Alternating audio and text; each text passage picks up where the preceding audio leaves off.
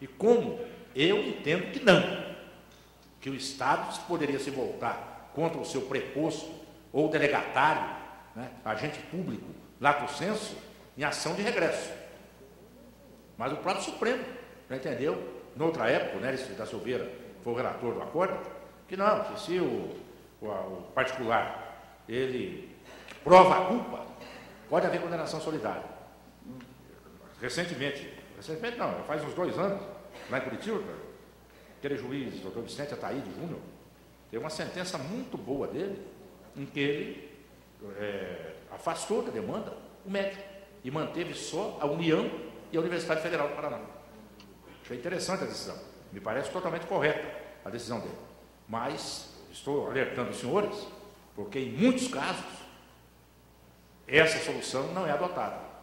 Quer dizer, como o paciente se dispõe a provar a culpa do médico, acaba sendo ele também sendo condenado solidariamente, nessa hipótese do doutor. Mas a objeção do doutor é absolutamente pertinente e correta, né? Nós teríamos que verificar as condições, né, em que o serviço médico prestado, essa solidariedade da pessoa jurídica, do direito público, do Estado, do município, da União, né? Isso, Rio de Janeiro, até hoje falei com uma médica lá do Rio de Janeiro, lá no Rio de Janeiro é uma coisa, né, complicada, aqueles pronto-socorros no Rio de Janeiro, aquele atendimento. Então, eu não sei como é aqui em Goiânia, né, certamente não é tão ruim. Lá no Paraná também a gente tem um atendimento até razoável, mas as objeções são pertinentes. Meu nome é Clausmir Jacomini, eu sou médico e advogado. Eu gostaria de saber com que olhos o julgador vê o termo de consentimento e esclarecimento que o paciente assina, ou sua família, antes do tratamento. Doutor, é uma questão interessante, né? Consentimento informado. Eu até tratei disso mais naquele meu livro Culpa Médica nos aprova ali. E hoje até houve uma evolução. Quando eu tiver tempo de preparar uma nova edição, eu vou até alterar muita coisa ali. Voltando ao seriado que eu falei a vocês, né?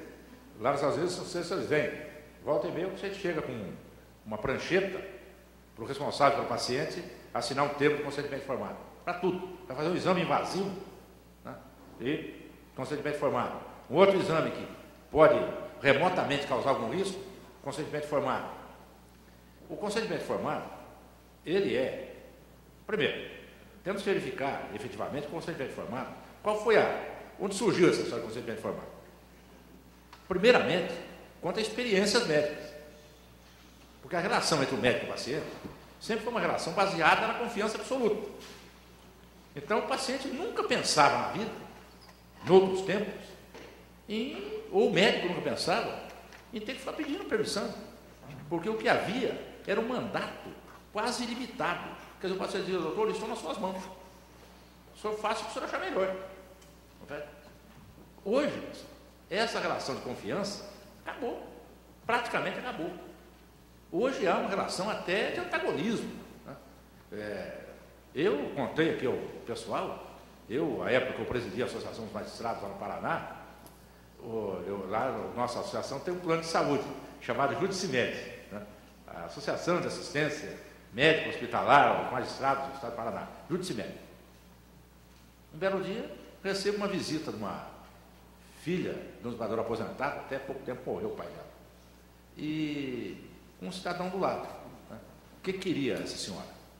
Ela queria simetrizar as mamas, porque ela teve um câncer de mama e foi extirpada a mama.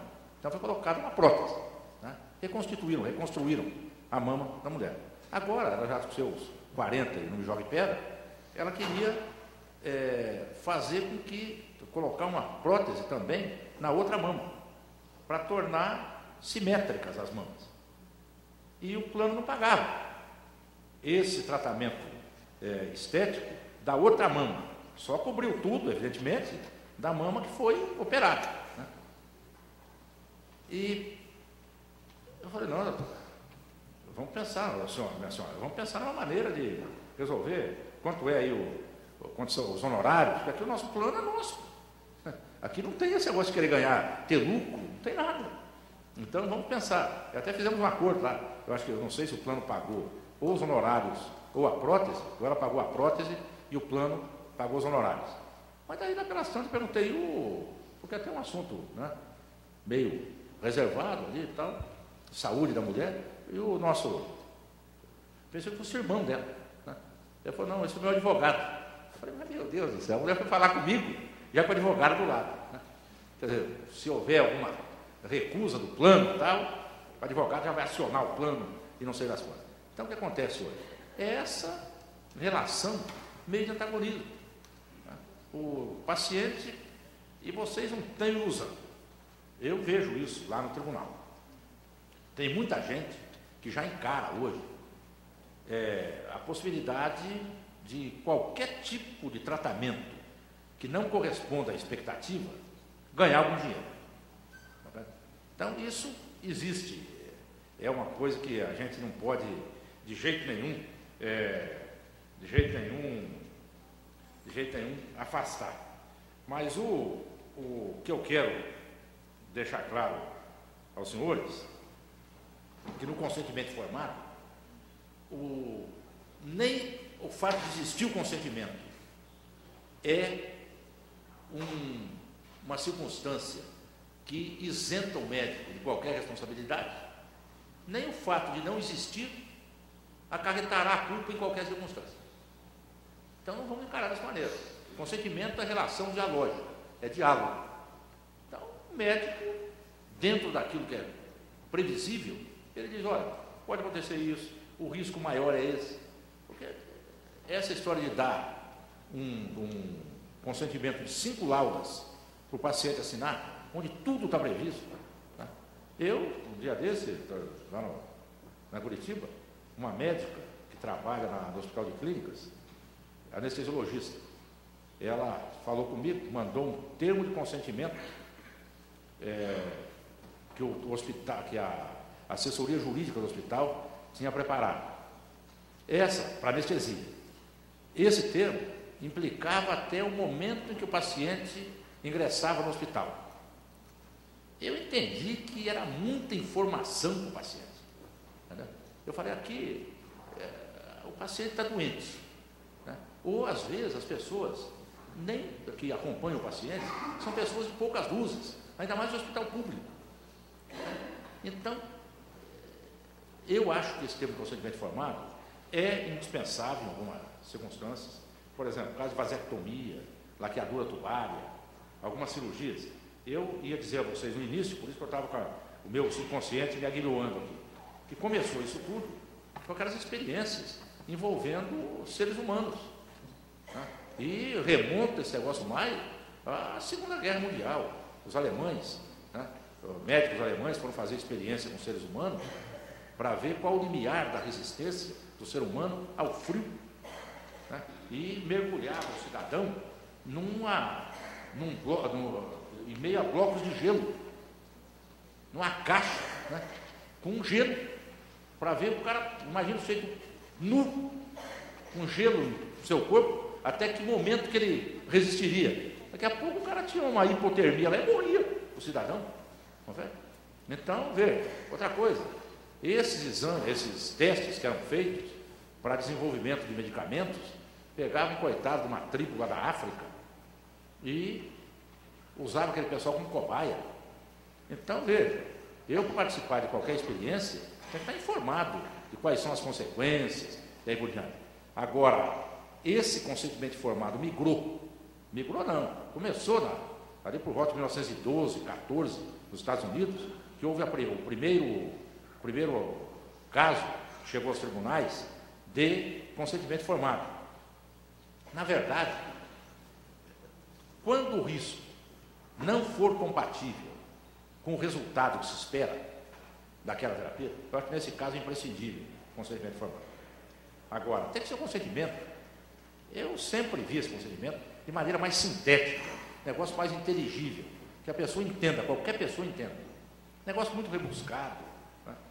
Agora, hoje, os tribunais, veja, Espanha, li aí num autor espanhol, que um percentual muito elevado de demandas na Espanha se fundamenta na ausência de consentimento. O que acontece? O advogado, ele deixa de lado a culpa, que é mais complicado de se provar, e diz, olha, aconteceu isso, mas o médico não esclareceu o paciente que desse ato cirúrgico poderia advir esse resultado. Então, eu estou demandando pela falta de consentimento. E hoje não há dúvida nenhuma. O consentimento, que esse dever de informação, de esclarecimento, que era até um dever, né, acessório, às vezes, em alguns contratos, passou a ser um dever principal em se tratando do contrato de prestação de serviço médico. Então, o que eu peço aos senhores, que seria interessante, doutor, fixar, é que, nesses casos mais graves, em que existe efetivamente um percentual elevado de risco, né, risco de morte, né,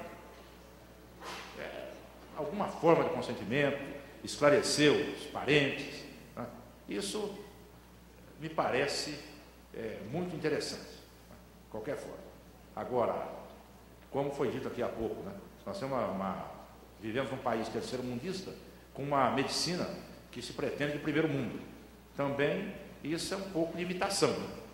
A gente vê isso que acontece nos Estados Unidos, país do primeiro mundo, e aqui há hospitais já aqui no Brasil, hospitais de referência, primeira linha, que também estão adotando esse consentimento informado de modo discriminado, para tudo tem consentimento informado. Eu confesso aos senhores que não tenho visto ainda na jurisprudência a reiteração de julgados onde se alega infração a esse dever de obtenção do consentimento formal. Mas já está chegando.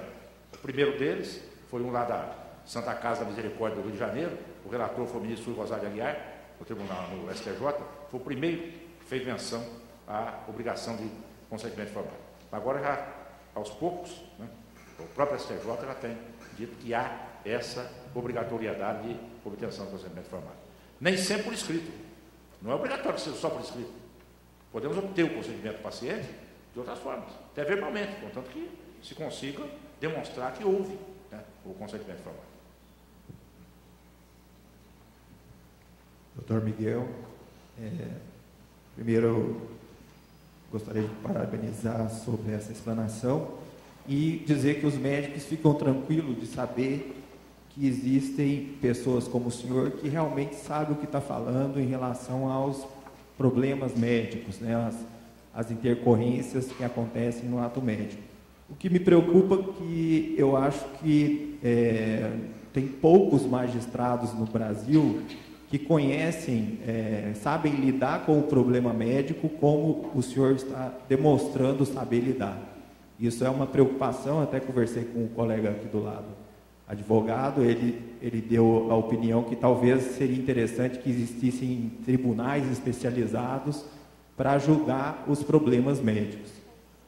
Isso é um ponto que eu queria considerar. Outro ponto que eu queria, só um segundo ponto que eu queria falar, é uma coisa que a doutora Idelgarde levantou pela manhã, que é exatamente aqueles casos em, geralmente, pacientes do SUS, ou até mesmo não, alguns convênios médicos, a paciente alega pobreza, né? Alega pobreza e entra na justiça gratuita.